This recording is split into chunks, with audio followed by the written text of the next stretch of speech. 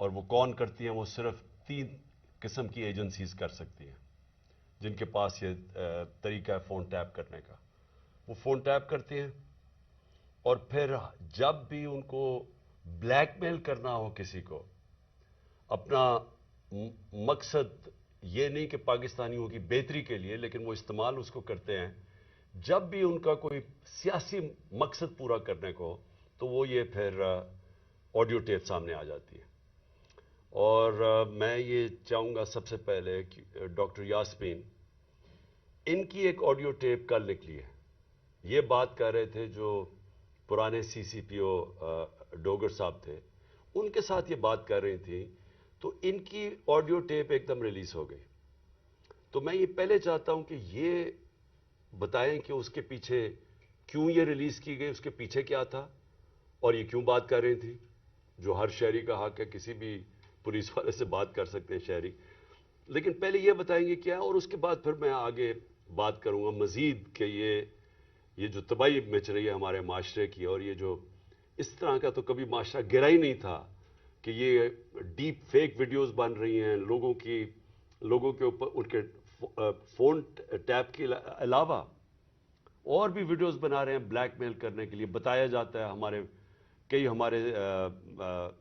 Senior ہمارے party کے leaders, ان کو بتایا جاتا ہے کہ جی تمہاری ہم نے کوئی ویڈیو بنائی ہوئی ہے. تو میں اس لیے یہ آج لے کے آ رہا ہوں کیونکہ اس کے اوپر ایک بڑا کلیئر ایک پاکستان کا قانون ہے جس کو کہتے ہیں فیئر ٹرائل ایکٹ. یہ پاکستان کا قانون ہے. میں صرف یہ اس لیے بتا رہا ہوں، اس سے پہلے ڈاکٹر صاحبہ اس کے اوپر پوری بات کریں. یہ قانون یہ کہتا ہے کہ کوئی کسی کا فون ٹیپ نہیں کر سکتا ہے، کوئی agency, I S I, I B, police, یہ کسی کا فون ٹیپ نہیں کر سکتے جب تک یہ انٹیریئر منسٹر کو کہیں اور انٹیریئر منسٹر عدالت میں جائے اور پھر عدالت کا جج ان کو اجازت دے کہ ہاں یہ ملک کی ضرورت ہے، یہ اس سے دہشت گردی بچ سکتی ہے یا ملک کے کوئی نیشنل انٹرسٹ پروٹیکٹ ہو سکتا ہے. وہ پھر اجازت دیتا ہے اور اس اجازت کے بعد پھر فون ٹیپ کر سکتے ہیں. اس کے علاوہ کوئی فون کسی کا ٹیپ نہیں کر سکتا. تو پھر میں آپ کو یہ بتا دوں کہ بے نظیر بھٹو کی حکومت 1996 میں جب ہٹائی گئی تو ایک وجہ دی گئی تھی سپریم کورٹ میں کہ بے نظیر کے گورنمنٹ کے دوران فون ٹیپس کیے جاتے تھے بڑی بڑی پرسنالٹیز کے اور سیاسی مخالفین کے اور ججز کے. یہ ایک وجہ دی گئی تھی 96 میں. میں اس سے پہلے آپ کو بتا دوں کہ امریکہ کا بڑا طاقتور پریزیڈنٹ تھا صدر نکسن. نکسن کی واٹر گیٹ سکینڈل ہوئی کیا تھی کہ وہ مخالفین کے فون ٹیپ کر رہا تھا، اس کی وجہ سے اس پریزیڈنٹ کو ریزائن کرنا پڑا.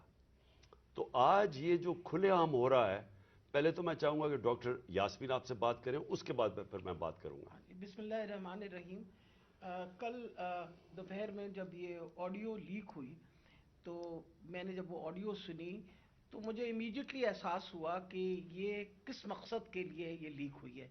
وجہ یہ تھی کہ میں پچھلے 4 ماہ سے خان صاحب کی جو جے آئی ٹی بنی تھی، خان صاحب پہ جو قاتلانہ حملہ ہوا تھا، اس جے آئی ٹی کو فالو اپ میں کر رہی تھی، اور خاص طور پہ جو اینٹی ٹیررسٹ کورٹ ہے گجرانوالہ کا، اس میں فالو اپ کر رہی تھی.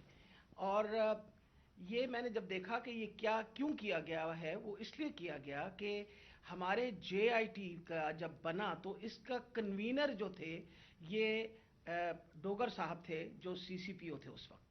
اور انہوں نے ڈوگر صاحب نے یہ بات انکشاف کر دی تھی حکومت کے سامنے کہ اس میں 3 لوگ ملوث ہیں. یعنی جو اسیسنیشن اٹیمپٹ ہے خان صاحب کے اوپر، وہ باقاعدہ ایک اوکسٹریٹڈ اٹیمپٹ تھی. اور انہوں نے کہا کہ امپورٹنٹ چیز ہے کہ انہوں نے بتایا کہ ایک بندہ نہیں، اس میں 3 لوگ کم سے کم ملوث تھے، اور ان کا ایویڈنس انہوں نے کورٹ کو دے دیا تھا. اور اس کے بعد جو پتا چلا وہ یہ ہے کہ افسروں کو بلیک میل کیا گیا. یہ کورٹ میں جب ایویڈنس کیا اور بلیک میل ہو کے کچھ افسروں نے ریزائن کر دیا، لیکن سی سی پی او جو ہیں ڈوگر صاحب، ہی اسٹک ٹو ہز گنز، وہ اسی طرح انہوں نے مینٹین کیا کہ یہ انکشاف ہوئے. یہ تو ساری باتیں میرے سامنے تب آئیں کہ جب ہم اے ٹی سی میں گئے، یہ جو گجرانوالہ کا کورٹ ہے، تو ایویڈنس جو خان صاحب کا یہ انویسٹیگیشن کا ایویڈنس ہے وہ آنے دیتے ہی نہیں تھے، اور اس کا حوالہ یعنی جب سی سی او پی کو ہٹایا تو ڈی جی اینٹی کرپشن کو دے دیا گیا. جو چیف انویسٹیگیٹنگ آفیسر تھا جس کا نام انور شاہ صاحب تھے، ان کو انہوں نے پہلے کیا کیا کہ اس کو او ایس ٹی کر دیا، اور اس کے بعد جو ڈی جی تھا اس نے سارا ریکارڈ جو ہے اس کو سیل کر دیا اور تالا لگا دیا. ہم نے جب بار بار کہا کورٹ کو کہ جی یہ ہمیں ایویڈنس چاہیے، جو سارا ایویڈنس منگوائیں، تو پہلی دفعہ جو سیکنڈ ہیئرنگ تھی اس میں انہوں نے آ کے کہا کہ جی ڈی جی بدل دیا گیا ہے اور یہ چٹھا صاحب کو لگا دیا گیا نیا ڈی جی اینٹی کرپشن، جو کہ ثناء اللہ کا رائٹ ہینڈ مین ہے، اور اب وہ ریکارڈ دے گا. اس کے اوپر جج صاحب نے غصہ کھایا اور انہوں نے کہا کہ میں اب اپنے پروسیکیوٹنگ آفیسرز بھیجوں گا. انہوں نے اپنے پروسیکیوٹنگ آفیسرز بھیجے، اور پروسیکیوٹنگ آفیسرز نے جب وہ کمرہ کھلا اور تالا کھلا تو دیکھا گیا کہ ایویڈنس سارا غائب ہو چکا ہے، اور چند صفحے 11 صفحے رہ گئے تھے اس سارے ایویڈنس کے، باقی سارا کچھ چوری ہو گیا. اور یہ بات کا انکشاف خود ہی ڈی جی نے بھی کیا اور اعلان بھی کر دیا کہ اب میں اس کے اوپر انکوائری کروں گا، یعنی خود ہی چور اور خود ہی منصف بننے کی ارادے سے.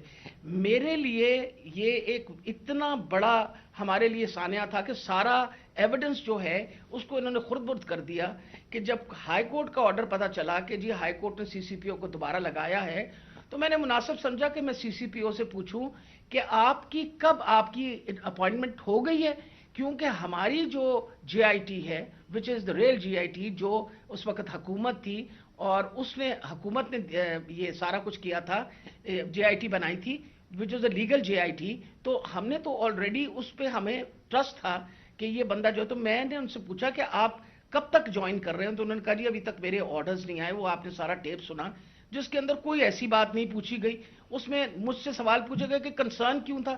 ارے بھائی مجھے کنسرن نہیں ہوگا تو کیوں نہیں کنسرن ہوگا؟ وجہ یہ ہے کہ خان صاحب کے اوپر قاتلانہ حملہ ہوا، خان صاحب کی ساری جو انویسٹیگیشن ہے ان کے آپ نے بندے بھی غائب کر دیے، اس کے بعد جن لوگ جو ایویڈنس ہے اس کو بھی غائب کر رہے ہیں آپ.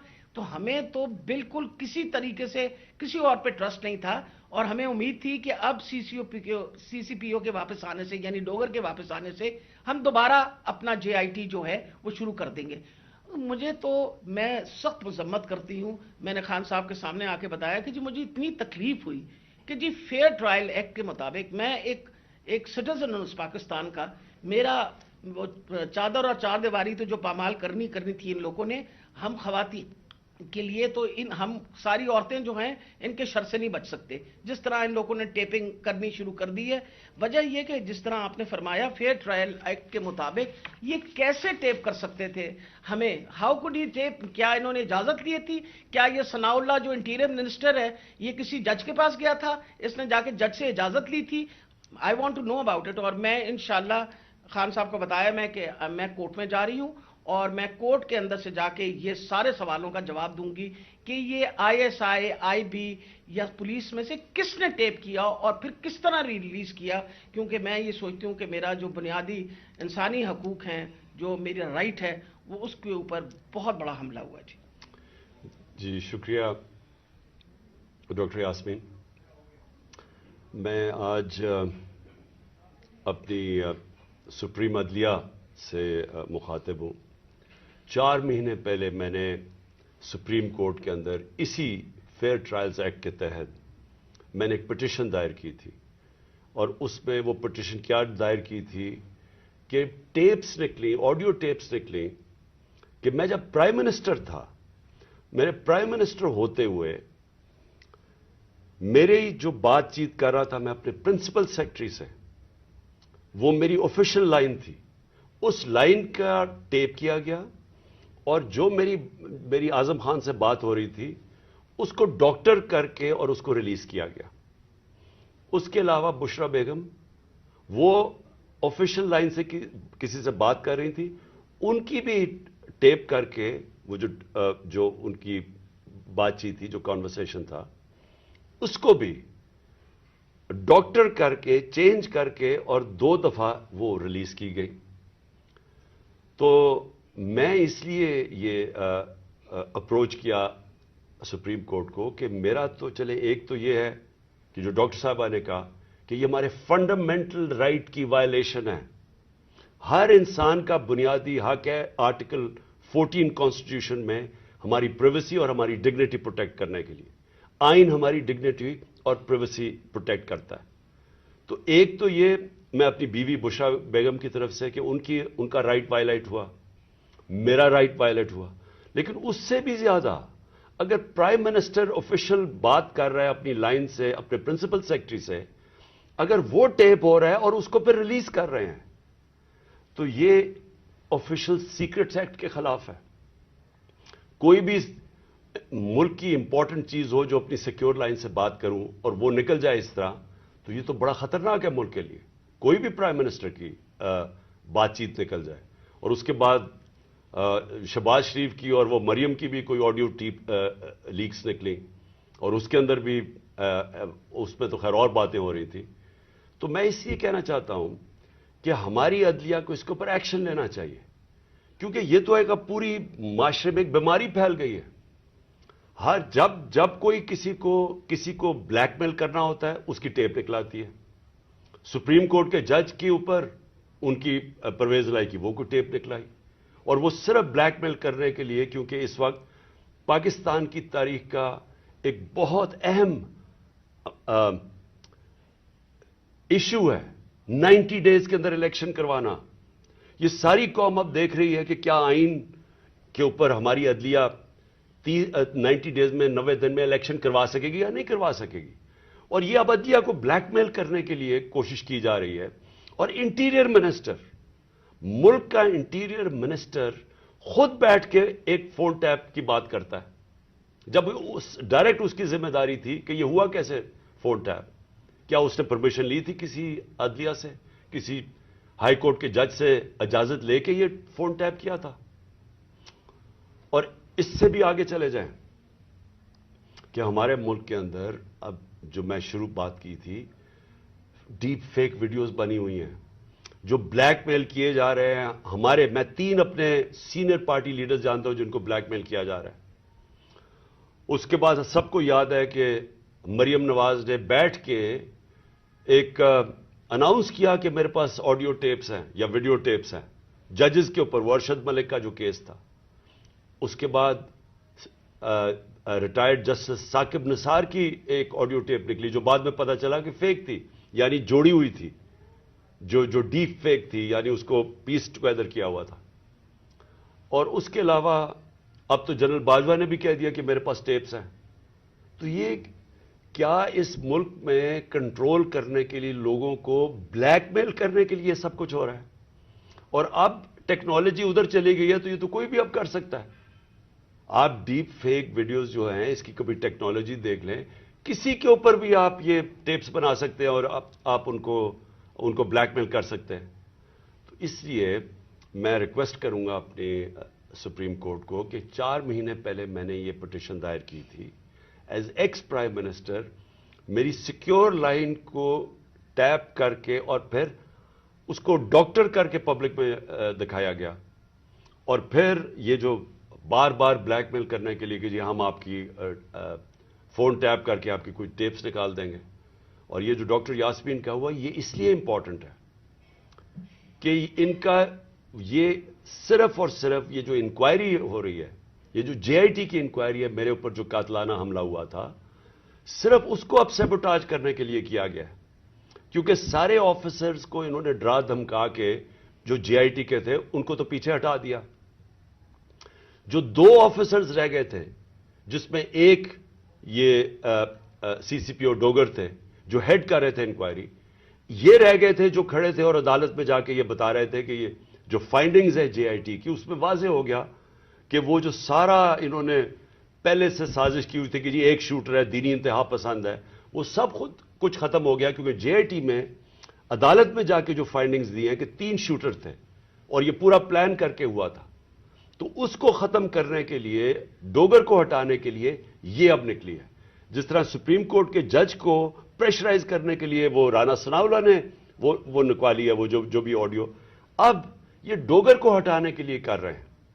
اور اس میں جو اصل خوفناک بات یہ ہے کہ انہوں نے اپنے آفیسر پوسٹ کیے یہاں, یہ جو چٹھا اس کو خاص لے کے آیا اینٹی کرپشن کا ہیڈ بنانے کے لیے, جو ہمارا سخت مخالف ہے, ان آفیسرز کو یہاں الیکشن کمیشن نے ایک ہی دن میں ان آفیسرز کو ساروں کو ٹرانسفر کر کے یہاں کیا اور یہاں سے آفیسرز ٹرانسفر کیے.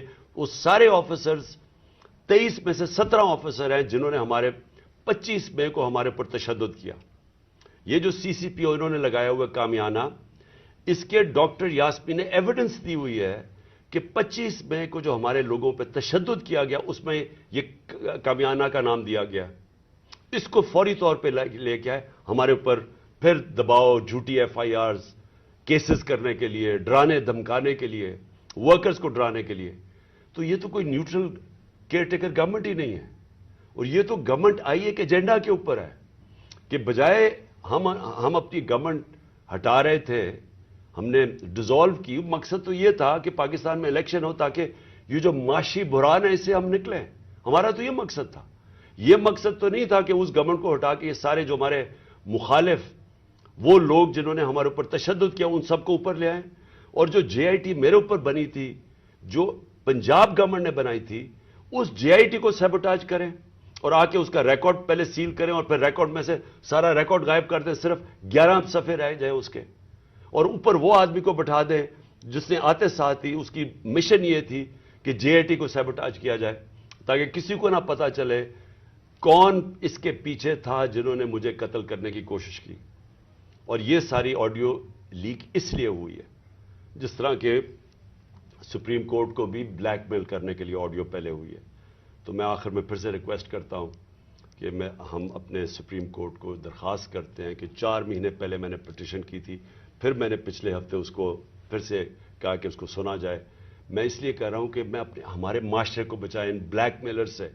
ان لوگوں کو سامنے لے کے آئیں. کون ذمہ دار ہے کہ اس معاشرے کے اندر بجائے یہ کہ یہ اس ملک کے صاف اور شفاف الیکشن کروا کے اس ملک کو آگے لے کے جائے، جمہوریت کی طرف لے کے جائے، یہ معاشی بحران سے نکالیں. جو لوگ تباہ ہو رہے ہیں اس وقت مہنگائی سے، جو لوگوں کا آج جتنا برا حالات ہیں پاکستانی قوم کے کبھی تھے نہیں، جو انہوں نے جس طرح 11 مہینے کے اندر ایک لوگوں کا معاشی قتل کیا.